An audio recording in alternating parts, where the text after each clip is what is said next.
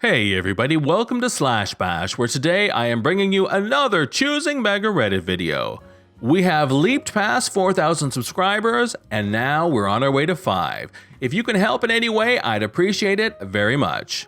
In our first story, a Choosing Beggar clown needs help with her social media. She's just a little too wacky. Let's jump right in. Hello Choosing Beggar readers, this is my account for freelance social media that I've been doing for the last year.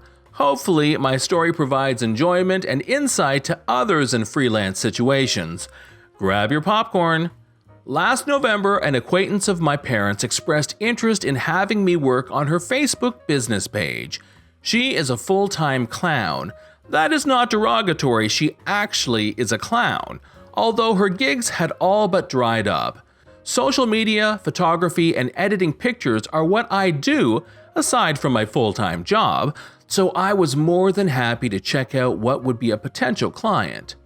I clicked over to her business page and noticed that she also had a website. I decided to start at her website and see if the information was up to date. There, I saw her last update was 2014.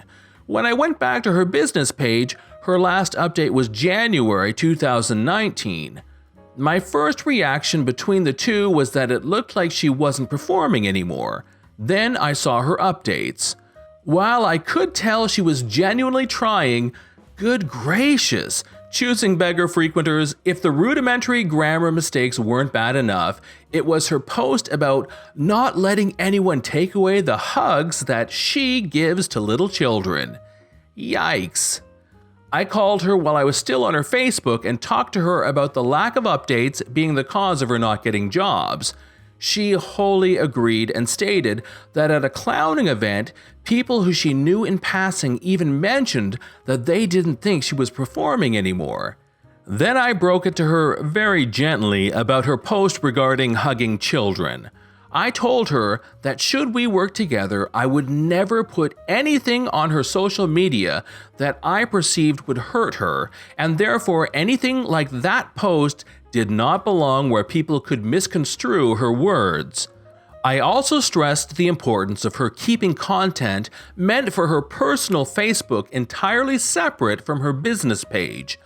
I heard a horrified gasp, followed by that she wanted me to take over her social media. I drew up a contract and shortly after we met to go over it and sign.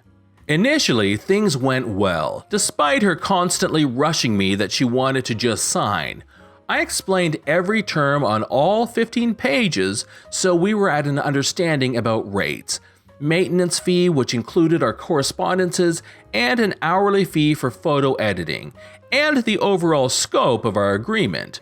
One clause that I added was that we would discuss ideas for posts together, although she could not alter posts that already went live either. She agreed with this, and I continued. Truthfully, everyone, I could not trust this person to make her own posts and pass them off as professional with her spelling mistakes and cavalier subject matter. So we're nearing the last page of the contract when she stopped me and asked if I would also take over her website. I remember looking up at her and feeling a quizzical expression settle on my face. That opened the door for me to ask what the website situation was. She explained, "Oh, I paid someone $2,000 to build it, then he defaced it. I don't know why. But then my friend worked on it. I don't know what he's doing, but he wanted $35 to update it, and I'm not paying him that." In my mind, the red flag shot up. Instead, I shook my head and responded, "Then you need to settle things with him. Legally, I cannot encroach on someone else's work." That didn't sway her from working with me. Over the next 2 months, I was steadily resurrecting her Facebook business page, and she raved about the turnover she was seeing. I was genuinely happy for her that she was succeeding. Early into this year, however, was when things did a complete 180. She dropped a bomb on me that she needed flyers for an event that was the next day. Long story short, and over 14 hours of work later, I delivered her 20 copies before the event she was working at started. The invoice ended up bordering on $300, so come the beginning of the next month, I emailed her the monthly invoice as per usual. Silence. More silence. 2 weeks of silence later, and I emailed her to make sure everything was all right. Once we surpassed the 14-day window of time for payment, I still had not heard from her. I ended up sending her an email that I was suspending activity on her account until I received 50% of the balance. Her response was instant. I received a phone call that can be best described as a banshee trying to bust through the receiver. For the world's good in my hearing, I put her on speakerphone, and what I could make out was, "Invoice, charge me, and I don't understand." I was taken pretty off guard and managed to call out to her to stop yelling. I asked what the problem was, and she started raising her voice again. I'll spare all of you the ear-bleeding imagery, but her complaint was that she had no idea why she had a $300 bill staring at her, and I don't have that kind of money. See, all of her invoices have descriptions of the work and how much time each job is billed for. Still, she feigned that she didn't understand, and we didn't talk about that in December. I understood exactly what she was doing, so I calmly suggested she go to the page of the contract with my rates.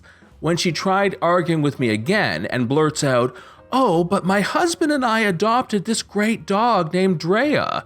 She needed a home," I told her that she was very conscious of what she agreed to, and if she couldn't pay in full, there was also the clause that she could pay 50% of the balance and have the rest forwarded to the next month. The other end of the phone got quiet, and she said she would send me the full amount. That should have been a minor speed bump, right? No.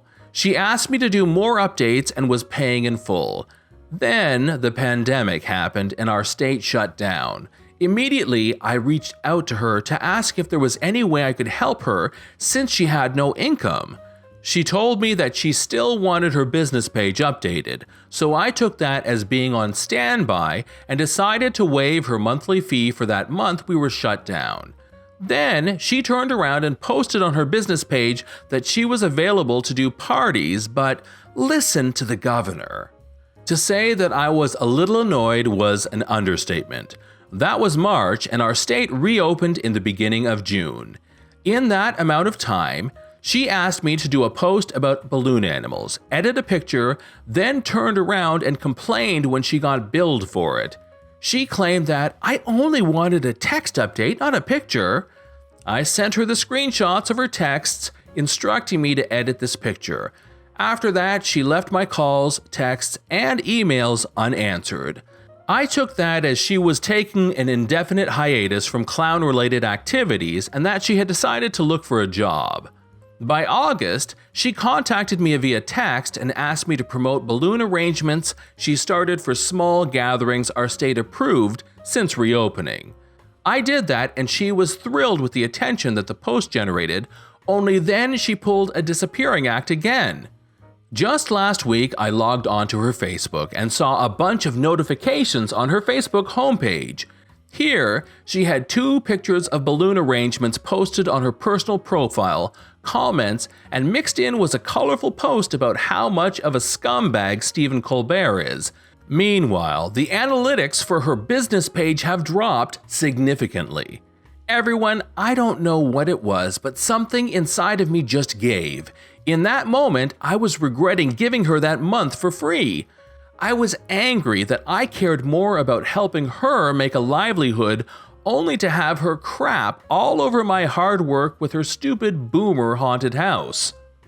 Not only that, but to once again pretend that she doesn't know how or why she's being charged, nor does she want to pay for the work after I do exactly what she asked me to. A click here and there and I moved her 2 posts from her personal page to her business page. Essentially, I charged an extra $10 for doing maintenance now on 2 pages.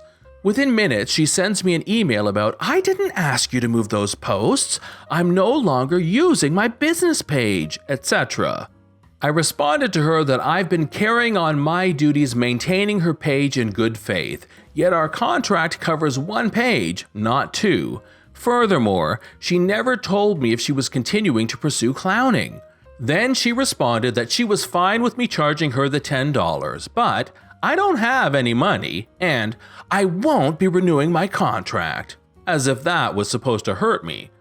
The way I see it is that I've done all I can do for her.